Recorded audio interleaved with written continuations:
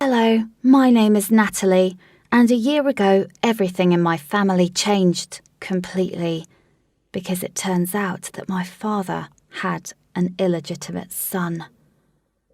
One day I was at home while my parents were still at work. Someone knocked on the door. I opened it, and there stood a grandma and a little boy. He was like 5 years old. The boy waved to me and ran into the house.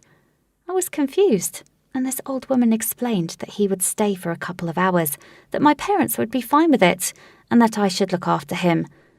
I was like, what? But this mysterious grandma was already leaving. Okay, I guess. The boy's name was Joshua, and he was a very nice and well-behaved boy. I played with him for a while and made him a sandwich.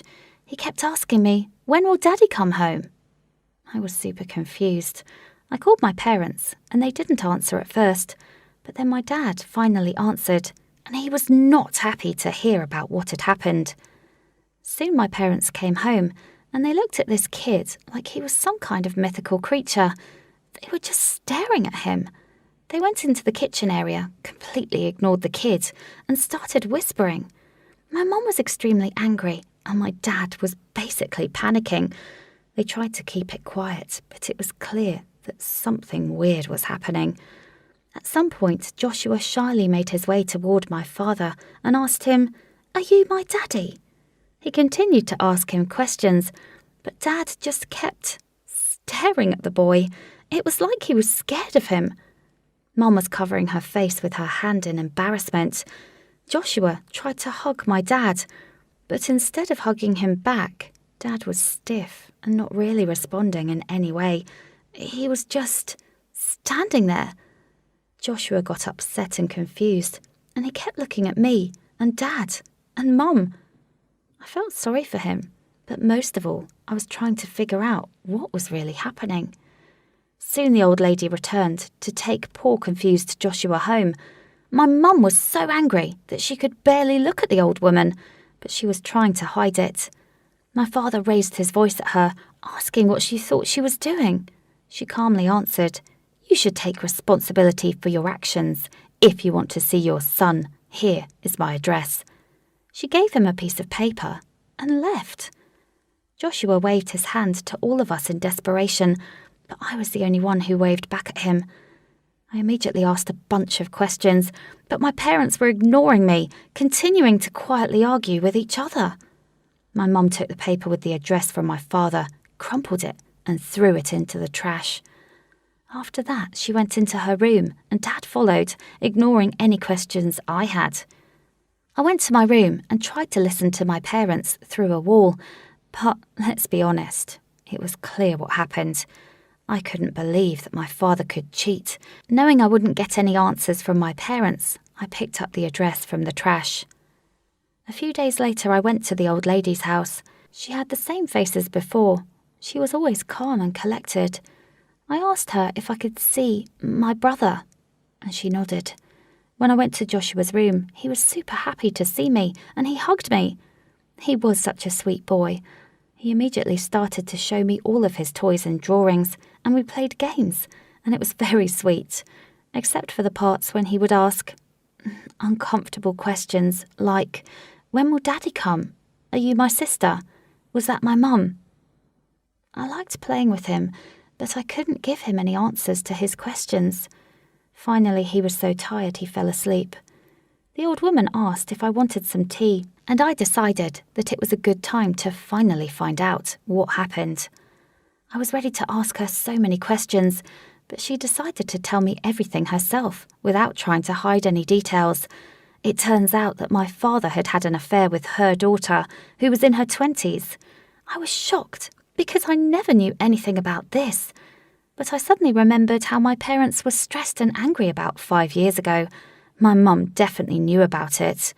So their affair ended when this woman got pregnant, and my father didn't want anything to do with it. The woman herself was broken by this, and she never wanted the child, so she moved somewhere else without leaving a trace. She didn't even tell her mother where she was going. Stubborn as she was, the old woman decided to raise her grandson herself and not contact my father in any way. Well, together with her husband. She got a bit more emotional when she was talking about him. He was a very kind-hearted person, but he died a few months ago, and it was too difficult to raise a kid all by herself. So she reluctantly decided she would finally contact my father because she needed help. Of course, she wouldn't ask for it directly. It just wasn't her style. As I was walking home, I was so shocked by all of this. My father wasn't the person I thought he was. I looked up to him, and now he seemed like someone completely different. But I believed that he would do the right thing, so I decided to talk with him. When he was home, alone, I asked him how he could cheat on my mother and how he could leave his son alone, like that.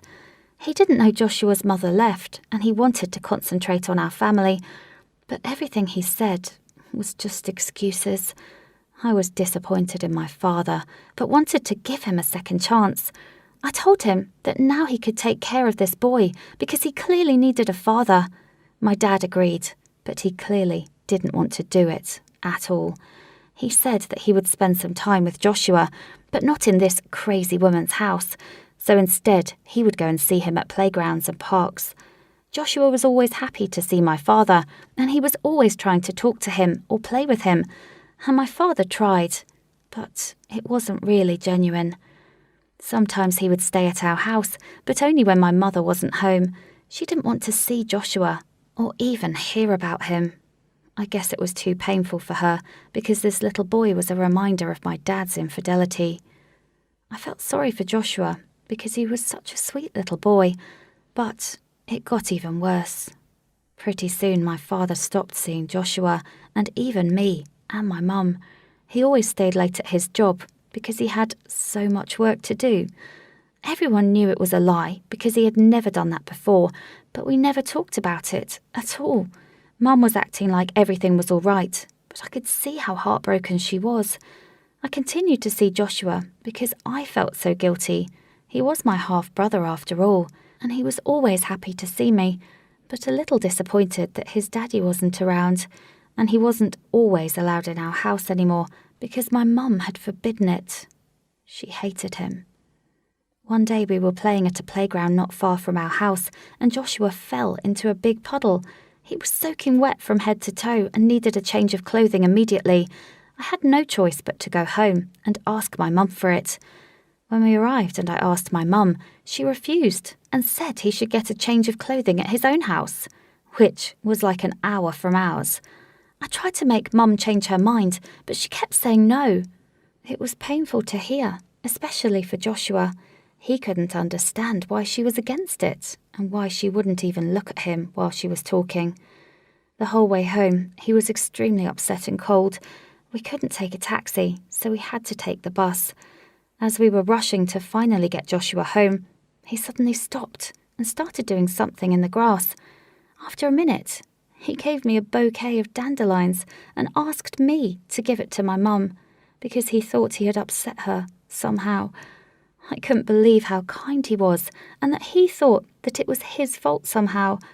I was never like this when I was 5. Afterwards, I headed home.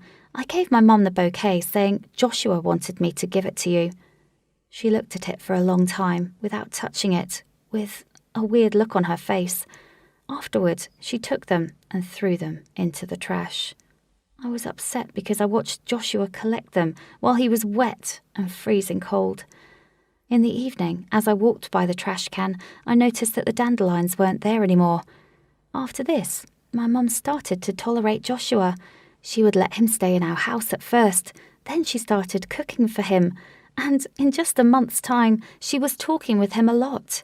She still struggled, and it was still hard for her to look at him, but she was realising that it wasn't Joshua's fault. I was extremely happy to see all of this.